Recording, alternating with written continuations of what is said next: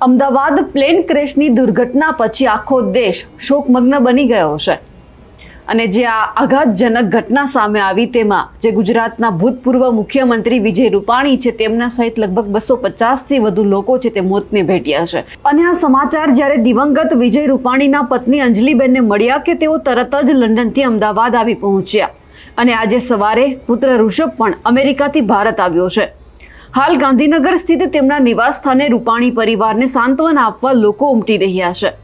PM મોદીએ પણ અંજલિબેનને મળીને સધિયારો પણ આપ્યો। પણ આ બધાની વચ્ચે એક વાત એ સૌ કોઈને ભાવુક કરી રહી છે જે દિવંગત વિજય રૂપાણીએ તેમના પત્ની અંજલિ રૂપાણી સાથે કરી હતી। અંજલિબેન અને વિજય રૂપાણીની અંતિમ વાતના શબ્દો હતા, અંજુ, ફ્લાઇટમાં બેસી ગયો છું, ફ્લાઇટ હમણાં ઉપડે જ છે, કાલે આવું છું। આ અંતિમ શબ્દો અને અંતિમ કોલ અંજલિબેનને પણ નહીં ખબર હોય કે દિવંગત વિજય રૂપાણીના મુખેથી હવે પછી ક્યારેય સાંભળવા નહીં મળે।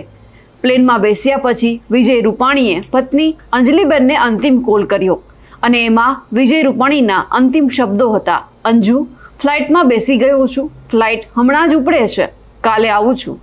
પણ અંજલિબેને ક્યારેય એ સપને પણ નહીં વિચાર્યું હોય કે એમની કાલ આ રીતે થશે। આ દુર્ઘટનાના સમાચાર લંડન ગયેલા અંજલિબેનને મળતા જ તેઓ તુરંત શુક્રવારે વહેલી સવારે અમદાવાદ આવી ગયા અને અમદાવાદ આવતાની સાથે જ એરપોર્ટ પર ભારે કરુણતા છવાઈ ગઈ।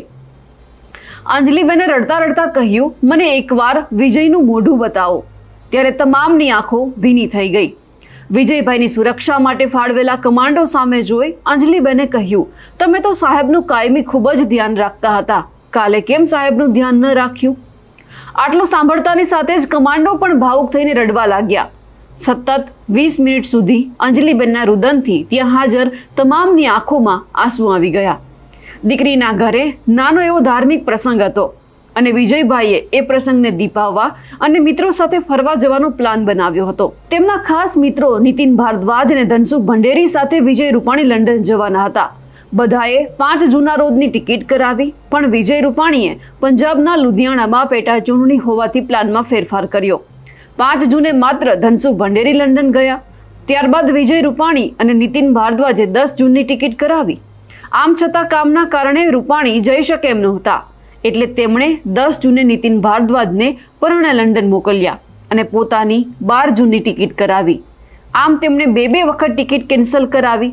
અંતે 12મી જૂનના રોજ પ્લેન ક્રેશમાં તેમનું નિધન થયું। રૂપાણી પરિવાર અને સાથે આ દુર્ઘટનામાં મૃત્યુ પામેલા તમામ દિવંગતોના આત્માને શાંતિ મળે એ જ પ્રાર્થના।